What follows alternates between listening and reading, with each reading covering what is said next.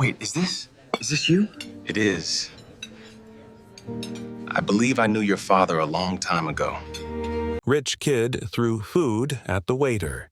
Seconds later, the waiter showed him his family photo. You missed a spot, the boy smirked, flicking a piece of steak at the waiter's chest. The restaurant went silent.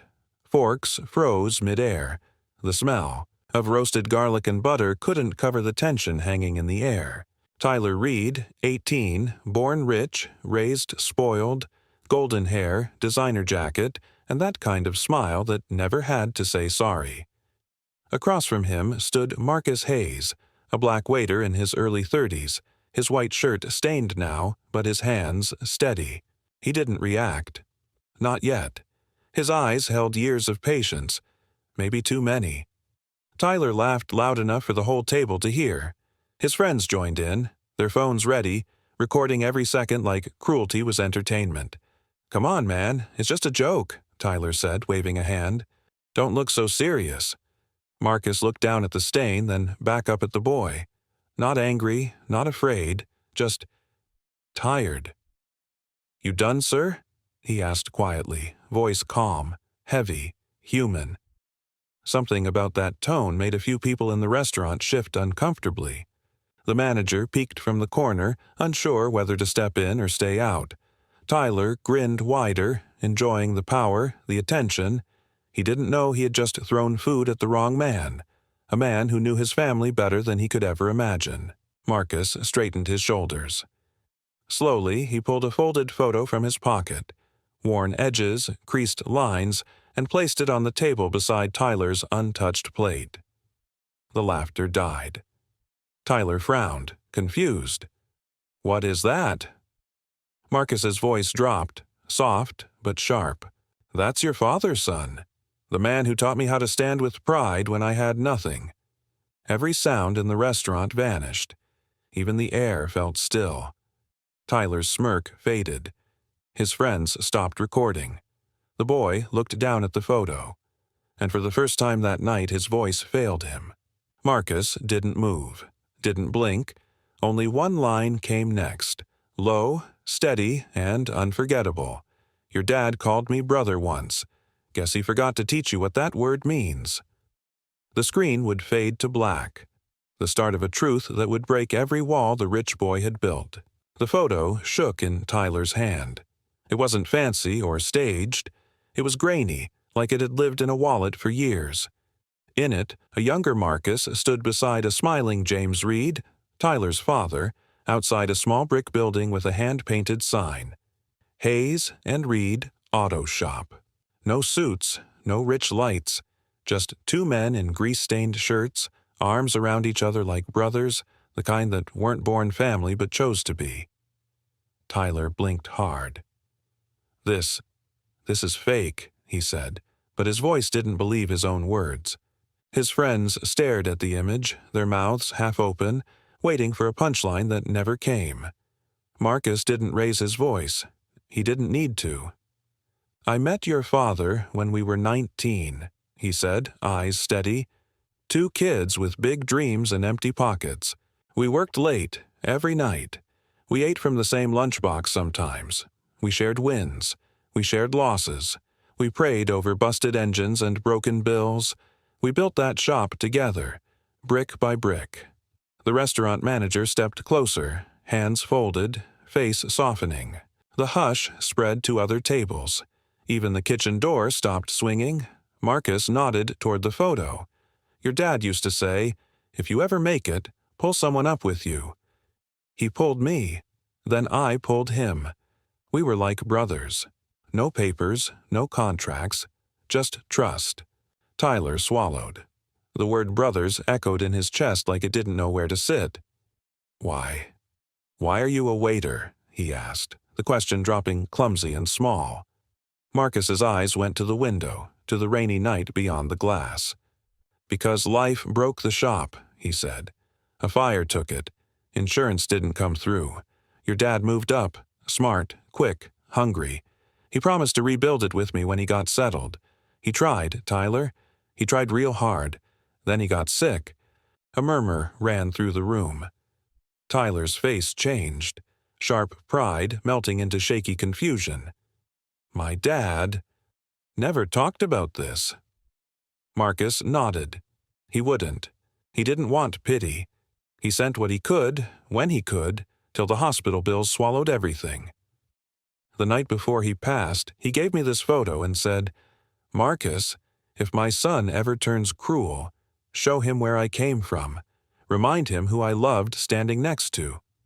Tyler's fingers tightened on the picture. His breath trembled.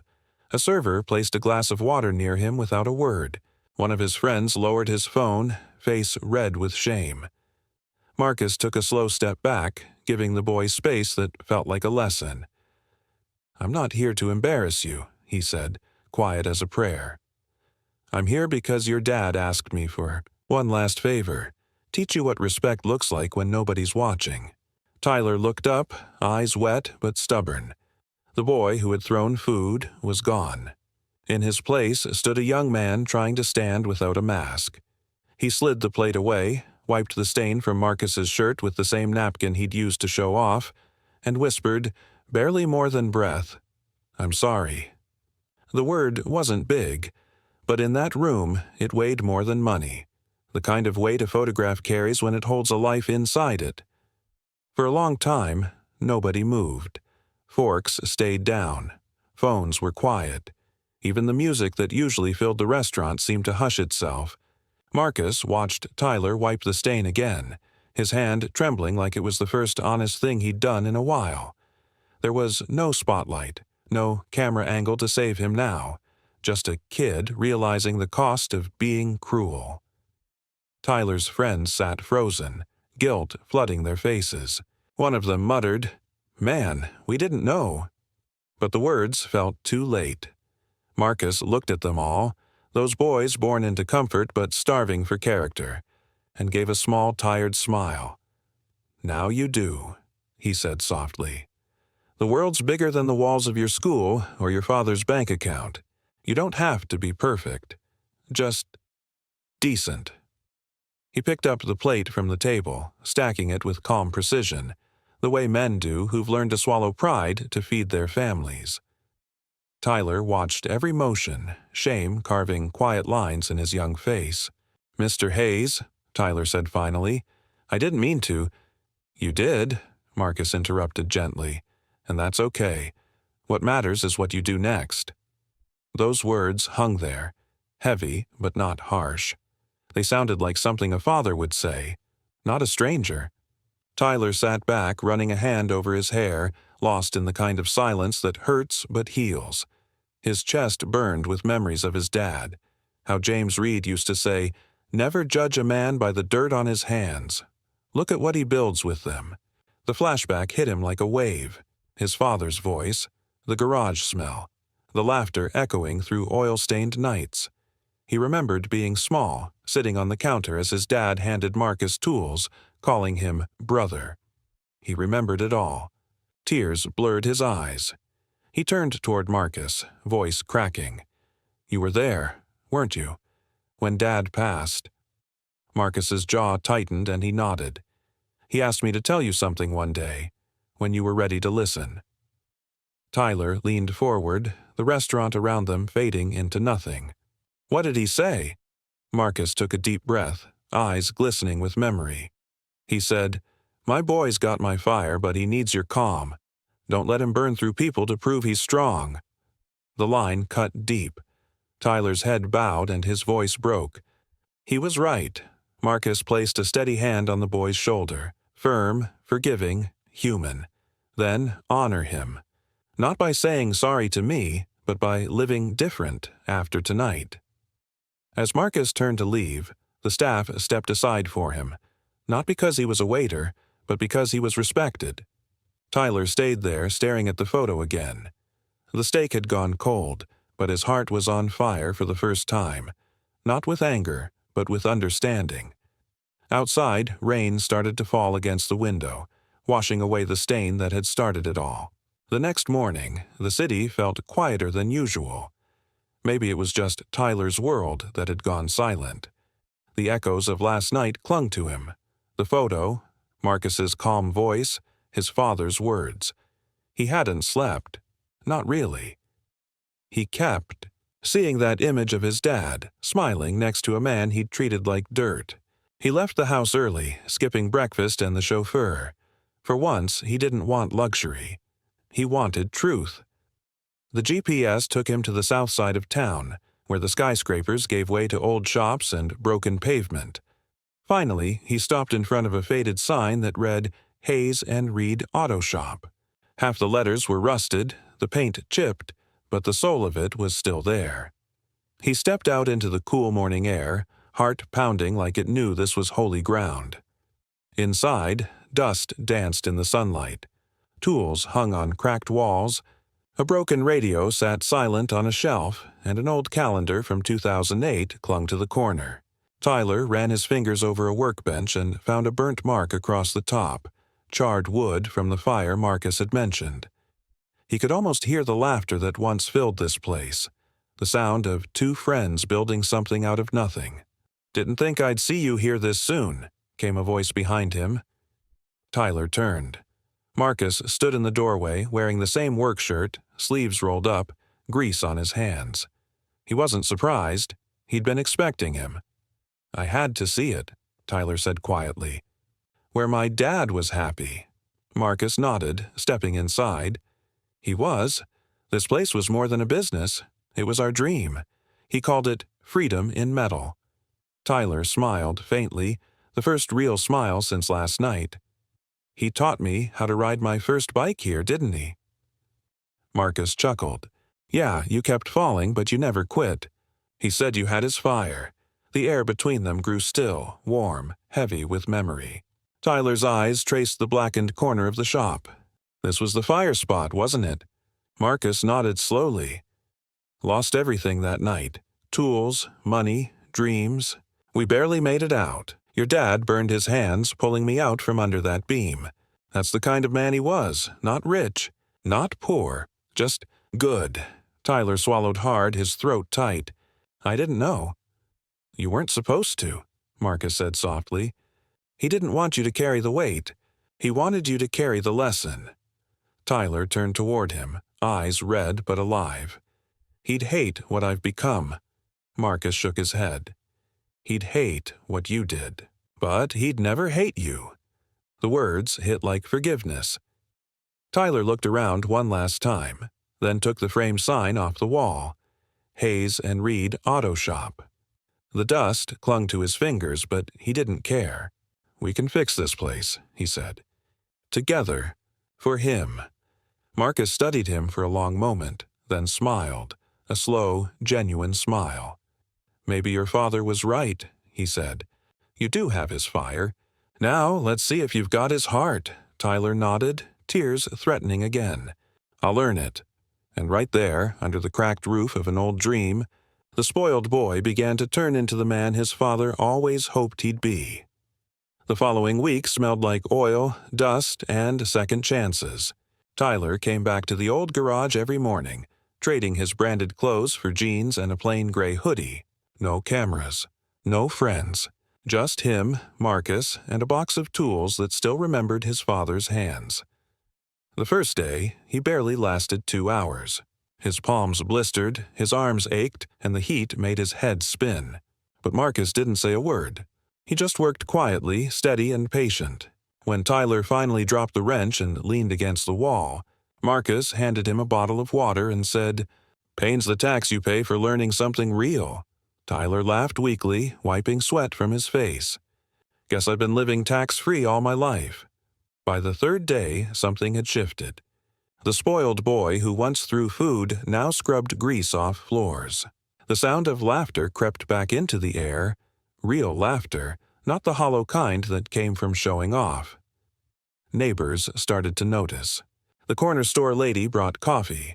A few old customers walked by, eyes widening at the sight of a rich kid swinging a hammer. One man clapped Marcus on the shoulder and said, "Didn't think this place would breathe again." Marcus grinned. "Dreams don't die, brother. They just wait till someone's ready to rebuild them." Tyler looked up from the floor he was sweeping. "He used to say that too, didn't he?" "Every time something broke," Marcus said, voice soft. He'd look at the mess and smile. Said everything can be fixed, even people. That hit deeper than the dust. Tyler looked around the garage, the sunlight catching the old sign he'd cleaned the day before, Hayes and Reed Auto Shop. The letters gleamed again. Later that afternoon, as they painted the front wall, Marcus looked over and said, "You know, your dad wanted this place to be more than business. He wanted it to be a start for people like us, the ones nobody hires, the ones the world forgets. A place where skill mattered more than name." Tyler paused, paintbrush hovering midair. "Then let's finish what he started. We'll hire people who need a shot. Not because it looks good, because it's right." Marcus smiled slow, proud. "Now you're talking like his son." By sunset, the shop didn't look new, but it looked alive. The once dead walls had color. The empty shelves held hope. Tyler's arms were sore, his back hurt, but his heart was light. He sat on the curb outside, covered in paint and sweat, watching the fading sky. "Never thought hard work could feel this good," he muttered. Marcus joined him, sitting on the concrete, smiling. "That's because it's not hard work, son. It's honest work." For the first time in his life, Tyler understood what that meant, and it felt like freedom. The day the new Hayes and Reed Auto Shop reopened, the air buzzed with life. The smell of motor oil and fresh paint mixed with laughter as people from the neighborhood gathered around. A small sign hung by the door. "Built with hands that never gave up." Marcus and Tyler stood side by side, wiping their hands on old rags, both smiling the same tired, satisfied smile. It wasn't perfect, but it was real, and that made it beautiful. Inside, tools clinked, radios hummed, and two young men, one Latino, one black, worked on an engine. They were the shop's first hires, kids from the community who'd been turned away everywhere else. Tyler watched them proudly. He didn't see employees. He saw second chances. "Your dad would have loved this," Marcus said quietly. Tyler nodded. "I think he's here. Every sound in this place feels like him." But just as that peace settled in, the sound of tires screeched outside. A shiny black car pulled up. Music blared. Out stepped Brandon, one of Tyler's old friends, the same crew that used to laugh at waiters and tip with arrogance instead of gratitude. Brandon grinned, sunglasses still on. "Bro, what is this?" he said loudly, looking around. "You actually working now?" "Man, I almost didn't recognize you without your credit card." The laughter from his friends echoed. A few neighbors turned to watch. Tyler's jaw tightened. For a moment, the old fire sparked. That pride that wanted to fight, to prove, to show off. But Marcus's voice cut through it, calm and low. "Don't prove. Son, show." Tyler took a deep breath and walked over to Brandon, wiping his greasy hands on a towel. "Yeah," he said quietly. "I work here now. Built it back from the ashes. My dad's shop. You remember him?" Brandon rolled his eyes. "Of course, man. He used to fix our cars for free. Legend." Tyler's voice softened but didn't shake. "Yeah, that legend taught me that a man's worth isn't in what he owns. It's in what he gives." Brandon's smirk faltered. "You should stop by sometime," Tyler added. "Not to show off, to help. Maybe clean a few floors. You might learn something money can't buy." The crowd around them went quiet. Marcus crossed his arms, a small, proud smile creeping across his face. Brandon laughed awkwardly. "Man, you really changed," Tyler nodded. "No, I finally remembered who I was supposed to be." The tension dissolved into silence. Brandon glanced around, then mumbled something about being late and got back into his car. The tires screeched again, but this time it sounded more like retreat than power. Tyler turned back toward Marcus.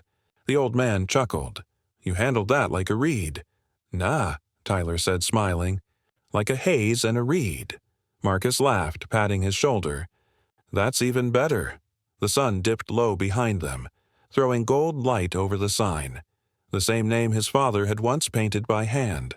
The boy who had once thrown food was now serving the world in a different way. And for the first time in years, the shop didn't just fix cars. It fixed people. Autumn came slowly, with orange leaves gathering outside the shop and the air smelling faintly of rain and gasoline. Business was good. Steady, honest work that kept Marcus and Tyler busy from sunrise to sundown. Word had spread. The old place was alive again, and it was run by men who treated everyone like family. Then, one morning, Marcus didn't show up. Tyler found him sitting in the back room, hand pressed against his chest, his face pale and sweaty. "Marcus, you okay?" Tyler rushed over. Marcus gave a weak smile. "Guess I'm not as young as I used to be," he said, trying to stand. "Just a little dizzy." But the wrench slipped from his hand, clattering to the floor. Tyler caught him before he fell. Hours later, in the hospital, the machines beeped softly beside the bed. Marcus lay still, tubes running to his arm, his skin ashen. The nurse said it was a mild heart attack, but the word mild didn't stop Tyler's fear. He sat there, elbows on his knees, staring at the man who had taught him more in a few months than his whole life of privilege had managed. He thought of that first night in the restaurant, the insult, the stain, the photograph. How easily he could have missed this friendship, this family. When Marcus opened his eyes, Tyler was still there. "You should be at the shop," Marcus whispered. "No," Tyler said, shaking his head. "You were there for my father. Now I'm here for you." Marcus chuckled softly. "You Reed men are stubborn." "You made us that way," Tyler said, smiling through tears. The days passed slow, but Marcus got stronger. Tyler took care of the shop, fixed cars, and checked in every few hours. He even started mentoring the new hires the way Marcus used to. Every night he sat by the hospital bed and read aloud from an old notebook he'd found in the shop, his father's journal. "If I can't build cars forever," one line read, "I'll build good men." When Marcus heard that, he closed his eyes and whispered, "He'd be proud, you know." Tyler looked down. Voice soft, "So am I." The silence that followed wasn't empty. It was full. Full of gratitude, respect, and something that felt bigger than both of them. As Marcus slowly recovered, the hospital staff began to notice how the young man never left his side. One nurse smiled and said, "You must be family." Tyler smiled back. "Not by blood," he said. "By choice." Outside the window, the sun was setting over the city, bathing the skyline in gold. And somewhere in that light it felt like James Reed, the man who started it all, was smiling too. A few months later, the winter sun rose over Hayes and Reed Auto Shop, glinting off the clean windows and polished sign. The neighborhood had come alive again. Customers, laughter, the scent of coffee and gasoline blending in the cold air. It wasn't just a shop anymore. It was a story that had come full circle. Inside, Marcus moved slower than before, but with the same quiet pride. His heart wasn't as strong, but his spirit seemed unbreakable. He stood beside Tyler, watching the young man help a kid change a tire for the first time. The kid couldn't have been more than 16, nervous, his hands shaking as he held the wrench. "Lefty-loosey, righty-tighty," Tyler said, smiling, echoing the same words Marcus once taught him. "Don't worry about mistakes. Just don't stop trying." The boy grinned, gaining confidence. Marcus nodded approvingly. "You sound just like him now," he said. "Like who?" Tyler asked. "Your father," Marcus said, eyes twinkling. "And maybe a little like me." They both laughed softly, the sound blending with the hum of engines and the radio playing an old blues song in the background. The walls of the shop, once scarred by fire, now held framed photos. James Reed and Marcus in their youth, the new team of mechanics, and one of Tyler standing proudly beside the restored shop sign. Later that afternoon, local reporters came by to feature the shop's reopening story. One of them, a young woman with a camera, asked, "What made you start this again, Mr. Reed?" Tyler looked at Marcus, then back at her. He spoke slowly, his voice calm and sure. "Because I used to think respect was something you could buy. But it's something you earn, by how you treat people when nobody's watching. This place isn't about cars anymore. It's about people." The reporter smiled, clearly moved. She turned the camera toward Marcus. "And you, sir?" What do you hope people see when they look at this shop? Marcus wiped his hands on a rag, glancing at the sign above the door. I hope they see 2 names, he said softly. Hayes and Reed. One black, one white.